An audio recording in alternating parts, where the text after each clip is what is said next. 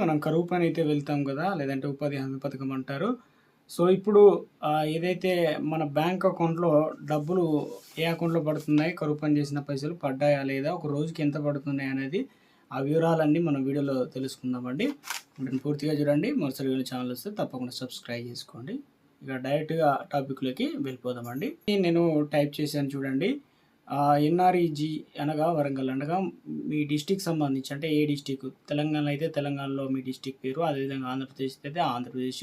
So, ఈ రకంగా type చేయండి. టైప్ చేసిన వెంటనే ఇక ఇందులో వచ్చేసి ఫస్ట్ వెబ్సైట్ అనమాట. ఇలా ఓపెన్ చేయండి. నెక్స్ట్ పేజ్ అయితే తీసుకెళ్తుందనమాట. ఇక్కడ వచ్చేసి మనకు వరంగల్ సంబంధించి ఏదైతే ఉన్నాయో మండల్లో. సో, ఇక మన ఈ మొత్తం వరంగల్‌లో ఎన్ని మండలాలు ఉన్నాయని చెప్పేసి మీ మండలం అయితే సెలెక్ట్ చేసుకోవాల్సి అయితే ఉంటుంది. ఇక్కడ క్లియర్‌గా చదవండి, ఒకసారి చూడండి. ఇక్కడ నేను మండల్ ఫర్ ఎగ్జాంపుల్‌గా ఒక మండల్ పేరైతే నేను ఇక సెలెక్ట్ చేస్తున్నాను.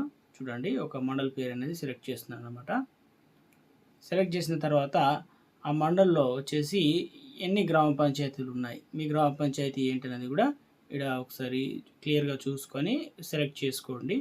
నేను సెలెక్ట్ చేస్తున్నాను. సెలెక్ట్ చేసిన తర్వాత ఇక్కడ క్లియర్‌గా కనిపిస్తుందనమాట. మీరు గ్రామ పంచాయతీ రిపోర్ట్ ఇక్కడొచ్చేసి ఏ స్టేటు, అదేవిధంగా డిస్ట్రిక్టు, ఇక అంటే మండల్, ఏ మండల్ సంబంధించి. అయితే ఇక్కడ చాలా ఆప్షన్స్ అయితే ఉన్నాయన్నమాట. ఎందుకంటే జాబ్ కార్డు, రిజిస్ట్రేషన్, ఇక డిమాండ్ అలొకేటెడ్, అదేవిధంగా ఇవన్నీ కూడా ఆప్షన్లు అయితే ఉన్నాయి. సో, ఇక్కడ మనకు కావాల్సింది ఏంటంటే కరువు పనికి సంబంధించినటువంటి పైసలు, అదేవిధంగా ఎన్ని రోజులు చేసాం, అదేవిధంగా డీటెయిల్స్ అన్నీ కూడా చూసుకోవచ్చు అనమాట. ఇక్కడ కార్డు అనే ఆప్షన్ అయితే ఉంది కదా! సో, జాబ్ కార్డ్ ఎంప్లాయీస్ దానిపైన క్లిక్ చేయాల్సి అయితే ఉంటుందన్నమాట. సో, నేను దాన్ని క్లిక్ చేస్తున్నాను. క్లిక్ చేసిన తర్వాత ఇక్కడ క్లియర్‌గా మనకు చూపెడుతుందండి.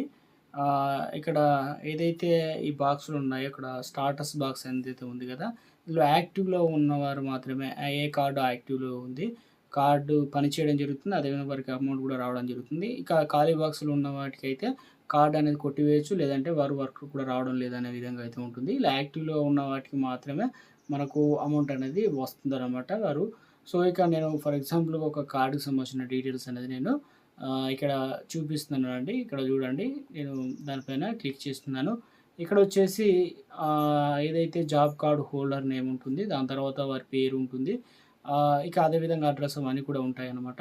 సో, ఇందులో వచ్చేసి ఎవరు ఎంతమంది పనిచేస్తున్నారు అనే దానిపైన కూడా అదేవిధంగా ఎలాంటి అకౌంట్ ఇచ్చారు అనేది కూడా డీటెయిల్స్ అనేది మనకి క్లియర్‌గా అయితే చూపెడుతుందనమాట.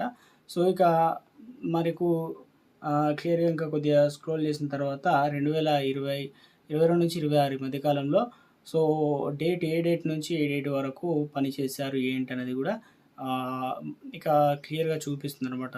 సో, అంటే ఎన్ని రోజులు పని చేశారు ఏందనేది. సో, ఇక్కడ చూసుకోవచ్చు. ఇక ఎంత అమౌంట్ కూడా రిలీజ్ చేశారనేది కూడా మనకు ఇక అప్లికేషన్ సంబంధించి చూసుకున్నట్లయితే వర్క్ ఎక్కడ జరిగింది, ఆ రోజు నుంచి అక్కడి వరకు ఏ ప్రాంతంలో జరిగింది, ఎలాంటి వర్క్ చేశారు, ఎన్ని రోజులు వర్క్ చేశారు. సో, ఇక ఇవన్నీ కూడా క్లియర్‌గా అయితే ఉంటుందన్నమాట. ఇంకా కొద్దిగా స్క్రోల్ చేసినట్లయితే కిందికి ఇక మనకు క్లియర్‌గా అకౌంట్‌కి సంబంధించి అంటే ఇందులో వచ్చేసి ఒక రోజుకి ఎంత పైసలు పడింది అనేది కూడా ఉంటుందన్నమాట. టోటల్ అమౌంట్ ఎంత వచ్చింది ఏందనేది. ఇక్కడ వచ్చేసి 6 రోజులు పని చేశారనమాట. సో, ఇక్కడ వచ్చేసి మనకు ఎంత పడింది ఏంటి ఒక రోజుకు అనేది కూడా ఇస్తున్నారనమాట.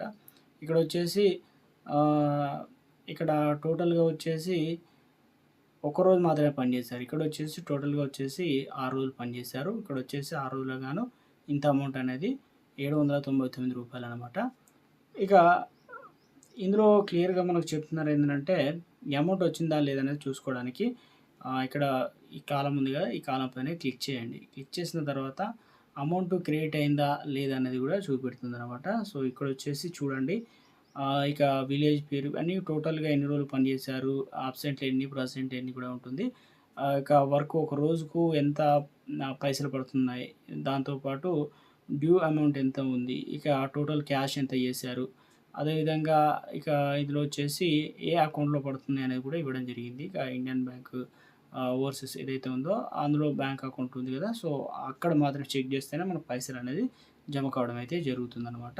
సో, ఇక్కడ ఒకవేళ క్రెడిట్ అయితే క్రెడిట్ అనేది పడుతుందనమాట ఈ ఆప్షన్‌లో. ఇక మనకు ఏ బ్యాంక్ అకౌంట్‌లో ఎంతవరకు పడింది ఏంటనేది కూడా ఇక్కడ క్లియర్‌గా చూపెడతారనమాట. సో ఇది ప్రస్తుతం మనం ఏదైతే ఇదే మనకు కరువు పని డబ్బులు ఎలా చెక్ చేసుకోవాలి. సో ఇక్కడొచ్చేసి డబ్బులు పడ్డాయా లేదా అనేది తెలుసుకోవడానికి ఇక్కడ వేరే అకౌంట్ నెంబర్, వేరే డీటెయిల్స్ అది ఉంది. సో ఇక్కడొచ్చేసి నేను క్లియర్‌గా చూపెడుతున్నాను. క్రెడిట్ అయితే కావడం జరిగింది. ఈ రోజు నుంచి ఇప్పటి వరకు అయితే ఉంది.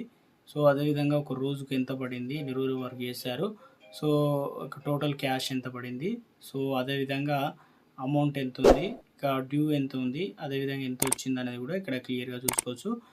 ఏ అంటే account number, post office account address అయితే ఉందో ఆ అకౌంట్‌లో అయితే మనం తీసుకోవాల్సి అయితే ఉంటుందన్నమాట. సో ఈ రకంగా అయితే డబ్బులు పడ్డాయా లేదా అనేది మనం తెలుసుకోవచ్చనమాట.